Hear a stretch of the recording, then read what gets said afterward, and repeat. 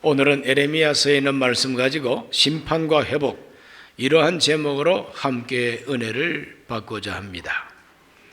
유다 왕국 멸망이 아주 임박했을 때에 아직도 에레미야 선지자가 시위대 뜰에 갇혀 있었습니다. 갇혀 있는 이 선지자에게 하나님께서 말씀을 주셨어요. 갇혀 있는 에레미야에게 하나님이 주신 말씀은 무엇인가? 에레미야 33장 1절로 3절을 함께 읽습니다. 에레미야가 아직 시위대 뜰에 갇혀 있을 때에 야훼의 말씀이 그에게 두 번째로 임하니라. 이르시되 이를 행하시는 야훼, 그것을 만들며 성취하시는 야훼, 그 이름을 야훼라 하는 이가 이와 같이 이르시되 너는 내게 부르짖으라. 내가 너에게 응답하겠고 네가 알지 못하는 크고 은밀한 일을 내게 보이리라. 하나님은 에레미야에게 하나님은 일을 행하시는 하나님이다. 하나님 놀고 계신 하나님이 아닙니다. 일하고 계신 하나님이십니다.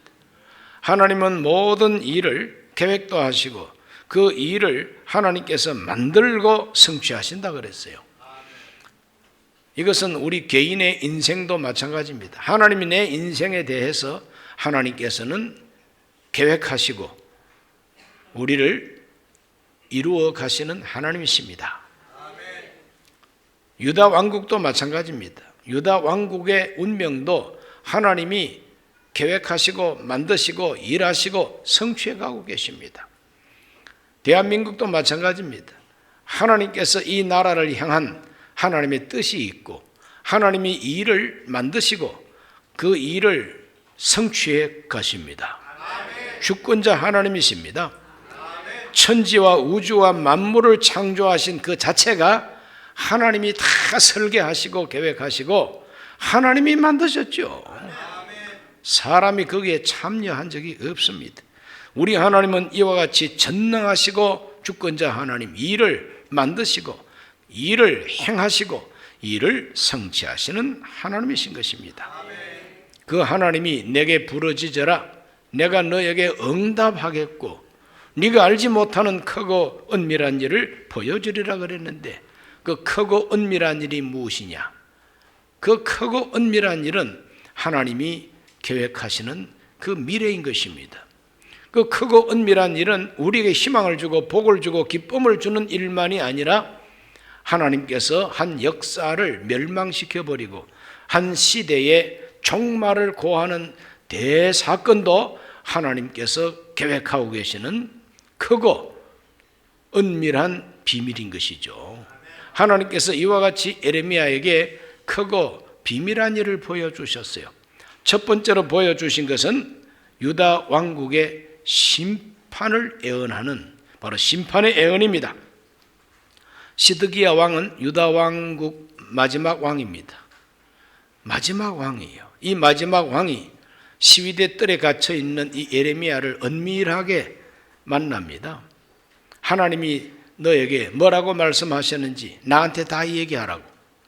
그래서 에레미야가 시드기야 왕에게 아주 은밀하게 개인적으로 하나님의 말씀을 그에게 알려주었습니다.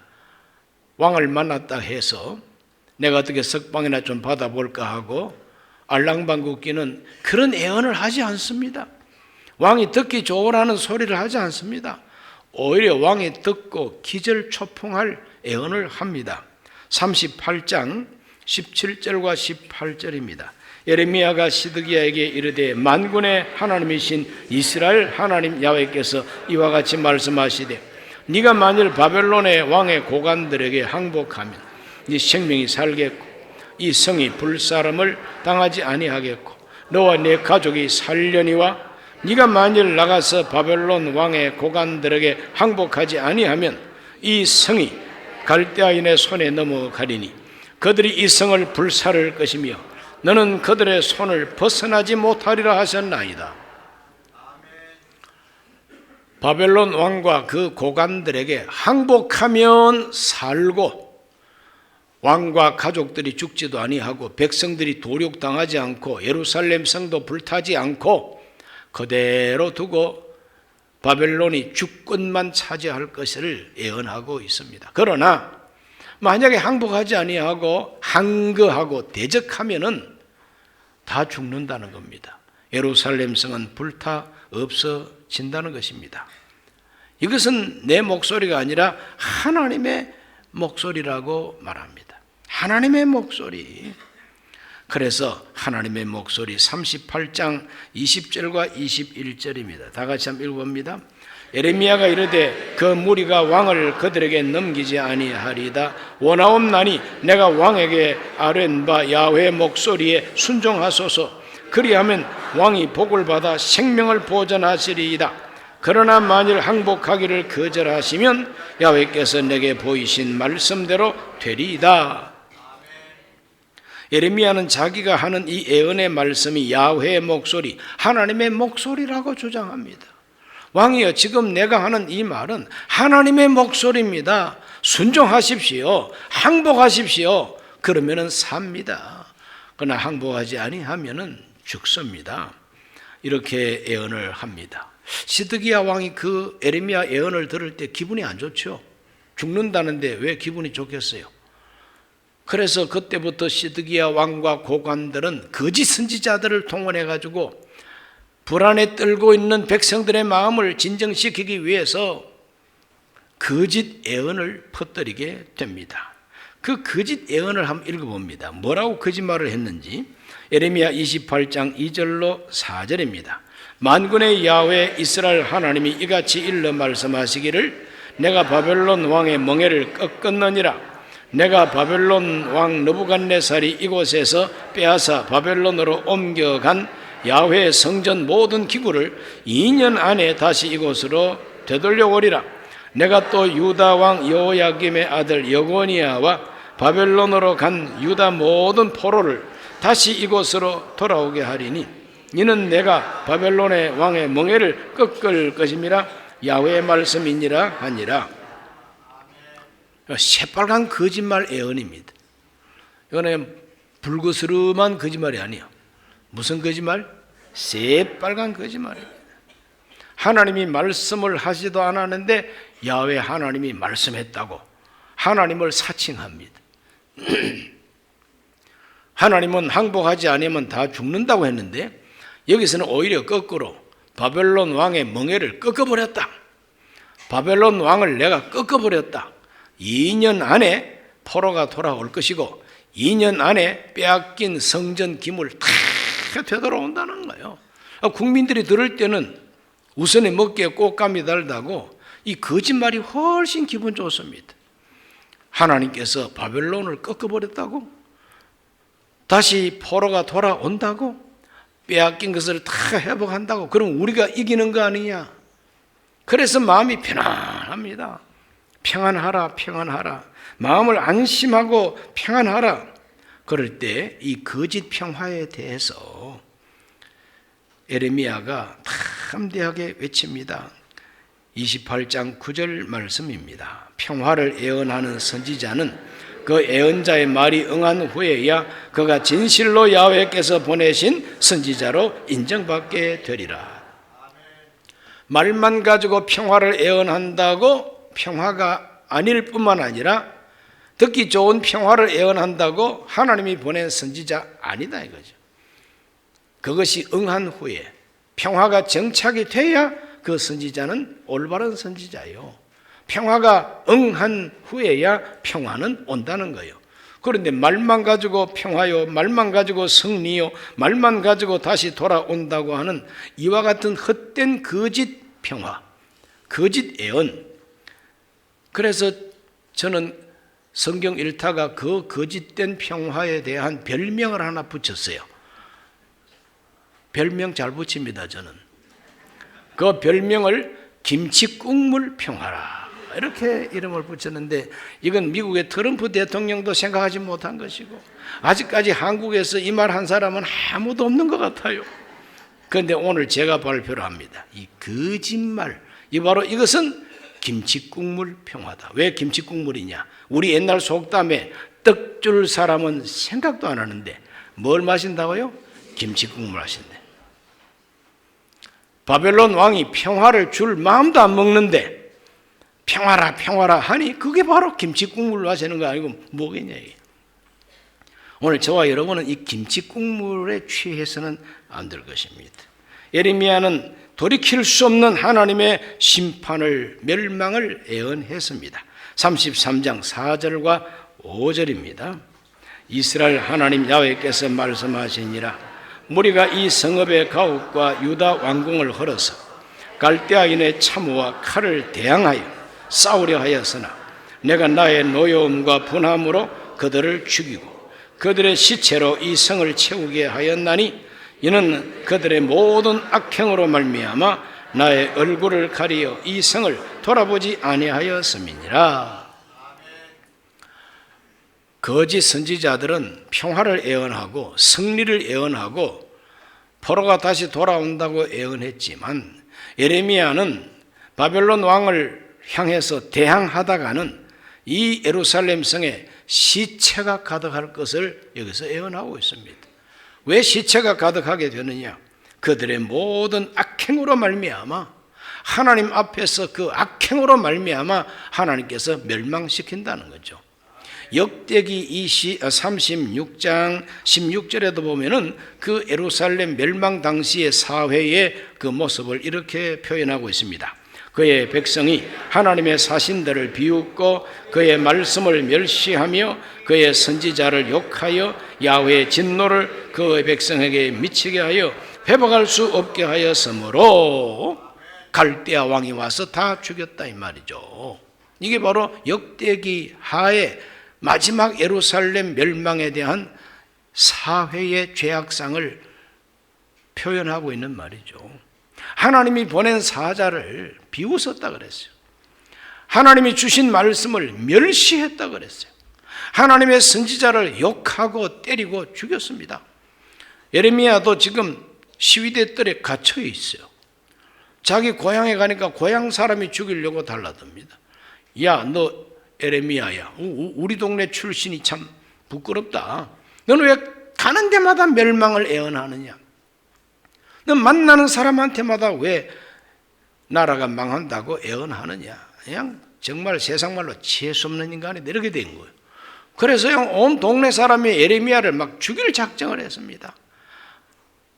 예루살렘 성에 들어가서 성전에서 예언하니까 제사장 그룹이 죽이려고 달라듭니다. 그냥 왕과 고관들이 듣고 물이 없는 웅덩이에다가 뚜껑 덮어가지고 가두어뒀다가 끄집어내가지고는 시위대 뜰에서 꼼짝 못하게 자유를 제한하고 거기다가 수감을 시켰다 이 말이에요. 이렇게 하나님이 보낸 선지자를 욕하고 비웃고 멸시하고 이와 같은 상태에 왕도 고관들도 백성들도 다 한통속이요. 그래서 하나님은 만회할 수 없게 되었다 그랬어요. 백성에게 미치게 하여 회복할 수 없게 하였으므로 회복할 수가 없다는 거예요. 데드라인에 들어오고 말았다는 거예요. 그래서 하나님은 무서운 멸망을 그들에게 예언하고 있습니다. 예레미야는 시드기야 왕에게 당신은 반드시 죽을 것을 예언했어요. 그 예언이 성취가 됐습니다. 얼마나 무서운 그 멸망이 다가왔는가. 예레미야 39장 6절과 7절입니다. 바벨론의 왕이 림나에서 시드기야의 눈앞에서 그의 아들들을 죽였고 왕이 또 유다의 모든 귀족을 죽였으며 왕이 또 시드기야의 눈을 빼게 하고 바벨론으로 옮기려고 사슬로 결박하였더라. 망해도 이렇게 비참하게 망할 수가 있습니까? 그래서 예레미야는 하나님이 이 유다 왕국을 멸망시키는 것은 이미 기정사실이다. 돌이킬 수가 없다. 만회할 수가 없다. 그러나 망하더라도 곱게 망해야 되지 않겠냐? 왕과 왕의 가족들이 살아야 되지 않겠느냐? 예루살렘 시민들이 살아야 되지 않겠냐?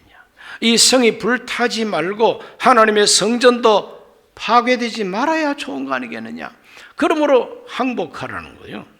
항복하면 살고 대적하면 죽는다고 예언했는데 그 시드기야와 고관들이 자기들 나름대로 민족주의에 빠져가지고 우리 유다 민족 우리 곁에 애굽이 있지 않느냐? 그러므로 애굽의 도움을 요청하고 끝까지 바벨론에게 우리가 대적해야 된다. 그러다가 이 모양을 만나게 된 겁니다. 보는 데서 자식을 죽여요. 자식 낳고 키우는 부모로서 그 부모 앞에서 자식이 죽는 모습은 얼마나 비참합니까? 상상을 해보십시오.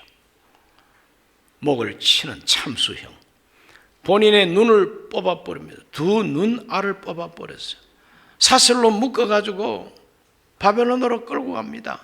금방 죽으면은 죽은 사람은 기억조차 없고 죽은 사람은 슬픔도 모르고 죽으면 그만입니다. 그러나 두 눈알을 뽑고 쇠사슬로 묶어서 개 끌듯이 끌고 다닙니다.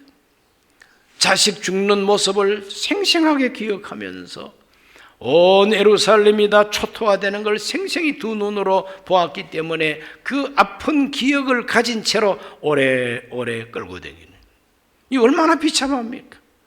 그래서 에레미야가 빨리 항복하라고 했던 겁니다. 에레미야는 우리나라 말로 친일파와 같은 친바벨론파가 아닙니다.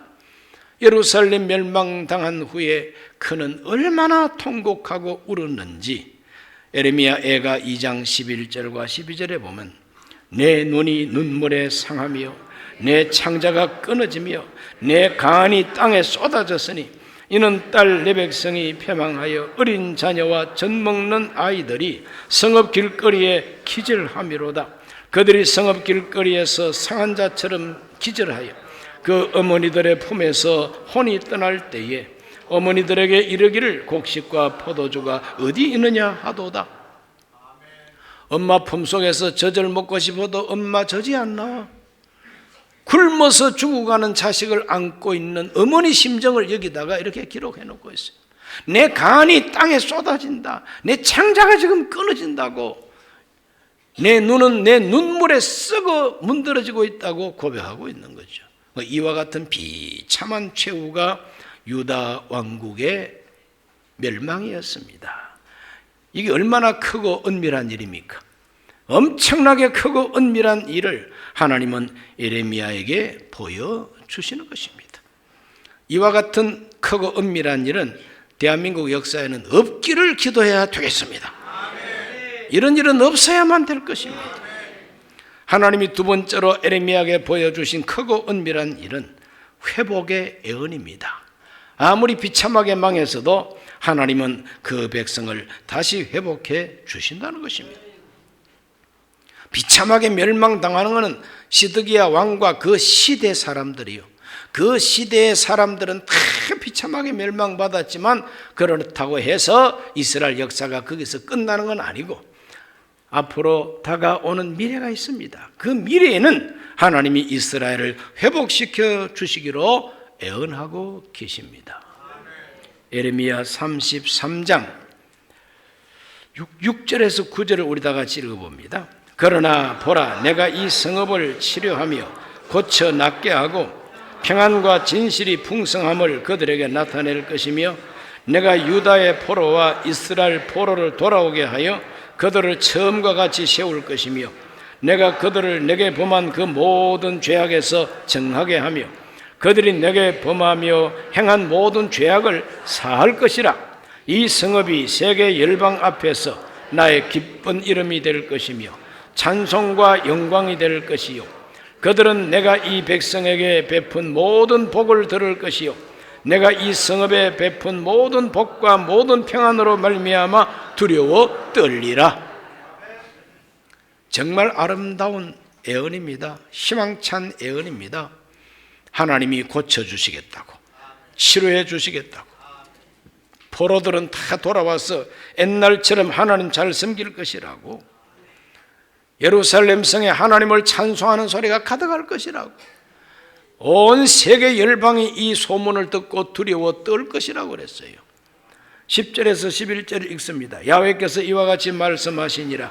너희가 가리켜 말하기를 황폐하여 사람도 없고 짐승도 없다 하던 여기 곧 황폐하여 사람도 없고 주민도 없고 짐승도 없던 유다 성읍들과 예루살렘 거리에서 즐거워하는 소리, 기뻐하는 소리, 신랑의 소리, 신부의 소리와 만군의 야훼께 감사하라 야훼는 선하시니 그 인자심이 영원하다 하는 소리와 야훼 성전에 감사제를 드리는 자들의 소리가 다시 들리리니 이는 내가 이 땅에 포로를 돌려보내요 지난 날처럼 되게 할 것임이라. 야훼의 말씀이니라. 하나님께서는 정말 희망찬 예언을 예레미야에게 주셨습니다. 사람도 없고 짐승도 없고 아무런 정말 참 풀한 폭이 없던 예루살렘에 하나님께서는 이와 같이 기쁜 소리, 신랑의 소리, 아내의 소리, 신부의 소리, 하나님께 예배하는 소리가 가득하게 해줄 것을 약속하고 있습니다. 전성시대와 같이 하나님을 잘 섬겼던 다윗 전성시대처럼 회복시켜 주겠다는 것입니다. 이러한 그 회복의 예언이 오늘 저와 여러분의 인생에도 이루어지기를 예수님 이름으로 축원합니다. 주 이름으로 축원합니다. 하나님이 예레미야를 통하여 크고 비밀한 일을 보여주마 하셨는데 바로 다가오는 미래의 큰 희망입니다. 회복입니다. 다시 살려주겠다는 겁니다. 그 예언은 언제 이루어졌느냐? 70년 만에 이루어졌습니다. 바벨론이 망하고 페르사 제국이 등장하면서 고레스라고 하는 위대한 왕이 유대인들을 해방시켜 주게 됩니다. 역대하 36장 22절과 23절입니다.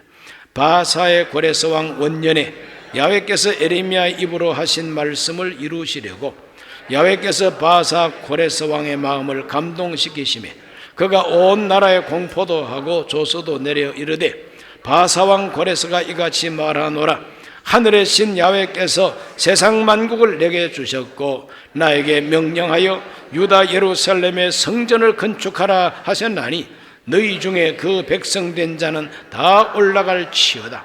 너희 하나님 야훼께서 함께 하시기를 원하노라 하였더라. 하나님이 예레미야에게 보여주신 크고 비밀한 예언은 하나님께서 바벨론 왕이 아니라 페르시아 왕 고레스 왕을 붙들고 감동을 줘가지고 성취시켜 주시는 것입니다.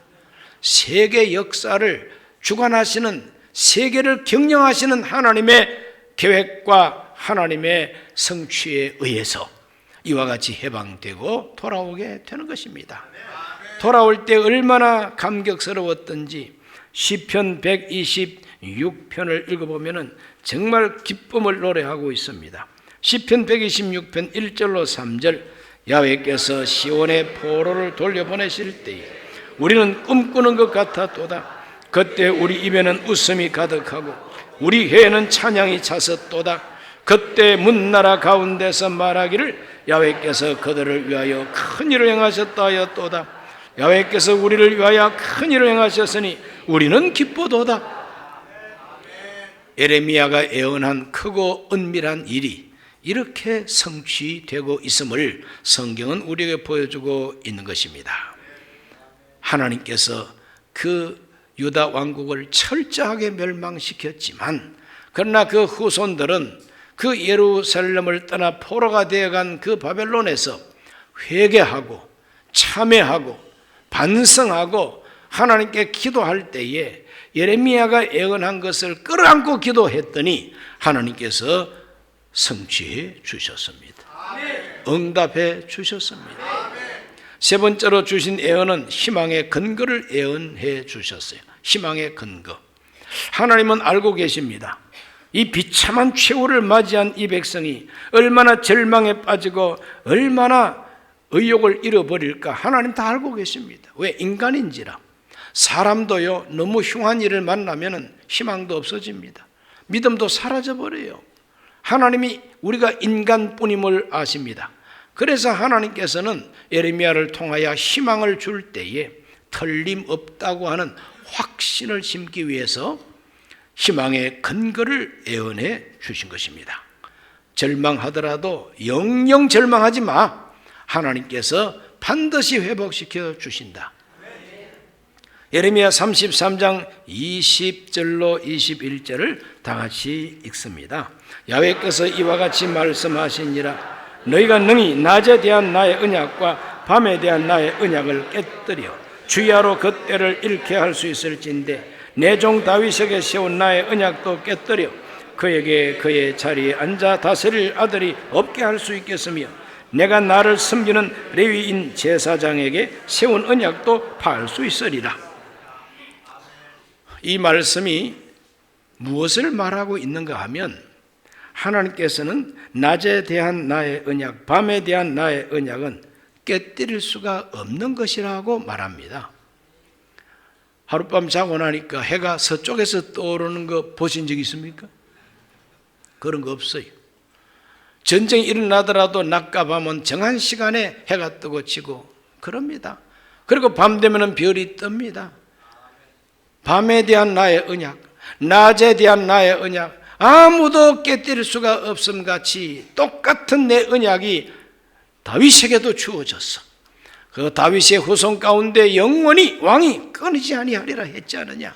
그러므로 다윗의 후손 너희들은 반드시 다시 돌아오고 다시 나라를 세우게 된다는 겁니다. 33장 25절과 26절도 읽어봅니다.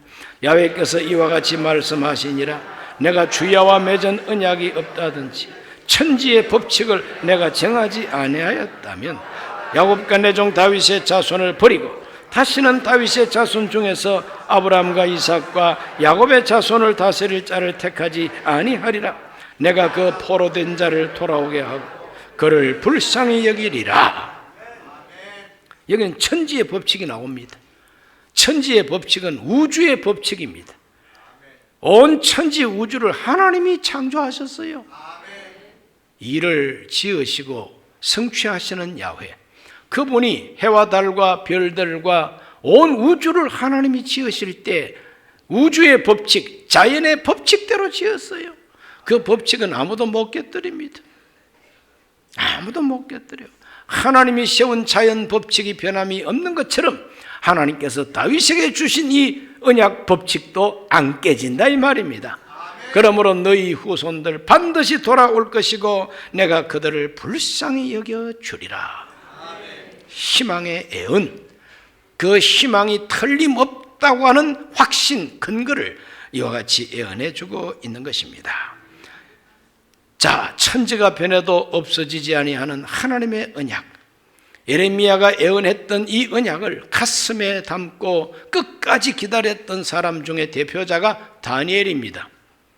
다니엘은 포로로 끌려갈 때 BC 605년 제1차 포로로 끌려간 사람이죠.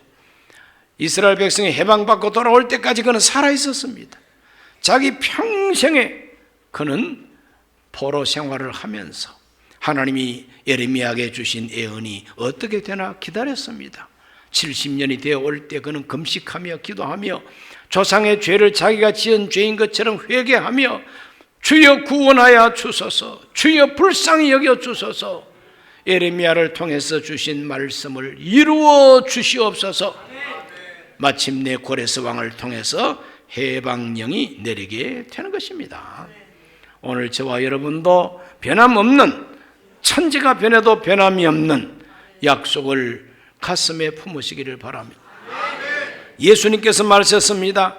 천지는 없어져도 내 말은 없어지지 아니하리라 그랬어요. 그렇기 때문에 우리는 천지가 없어져도 없어지지 않는 예수님의 말씀을 확 믿고 고난과 역경과 절망의 시대를 살면서도 인내하고 희망을 가지고 기도하고 부르짖어야만 되는 것입니다. 그 사람에게 하나님은 크고 은밀한 일을 보여주시는 것입니다. 꿈을 주시는 것입니다. 희망을 주시는 것입니다. 절망하지 않게 해주시는 것입니다. 대한민국의 현실이 지금 불안합니다. 혼돈합니다. 이럴 때일수록 천지는 변해도 변하지 않는 하나님의 말씀, 하나님의 예언의 말씀, 회개하고 순종하고 말씀 붙들어야 됩니다. 너무나도 비참하게 망하지 않기 위해서 예레미야의 예언을 들었더라면 그렇게까지 비참하지 않았을 텐데 우리는 예레미야의 예언을 통하여 깨달아야 됩니다. 너무 늦기 전에 회개해야 된다는 거, 너무 늦기 전에 회개해야 된다는 거, 망할 때 망하더라도 하나님 말씀 순종해야 된다는 거, 그리고 망했다 할지라도 하나님은 회복시킨다는 희망을 버리지 말아야 되는 것입니다. 기다려야 되는 것입니다. 부르짖어야 되는 것입니다. 하나님은 지금도 살아 계십니다. 기도하겠습니다. 하나님 아버지, 너는 내게 부르짖으라고 선지자 예레미야를 통해서 말씀하셨습니다. 오늘 우리 순복음 강북교회 모든 교우들은 부르짖는 삶을 살게 해 주옵소서. 주의 이름을 부르게 하여 주옵시고 구세주를 부르게 하여 주시고 크고 은밀한 일을 보여주시는 하나님의 응답을 받게 해 주옵소서. 예수님 이름으로 기도하옵나이다. 아멘.